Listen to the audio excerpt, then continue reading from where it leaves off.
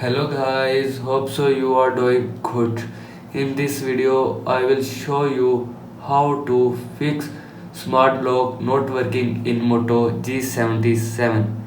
First of all, restart your device. Swipe down, open quick setting panel and click on power off icon and click on restart. After click on restart, restart your device. Now go back.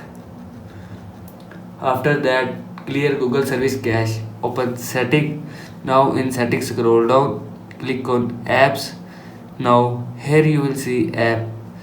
Now search Google Play Service. Now click on Google Play Service. Scroll down, click on storage at cache and click on clear cache. After click on clear cache, Google Service will be clear cache from your phone. Now go back. After that, software update. Open setting. Now in settings, scroll down and click on system updates. Click on check for updates and click on update. After click on update, your phone software will be update from your phone. Now go back. After that, reset all settings. Again open settings, scroll down, click on system, scroll down and click on reset option and click on reset device setting.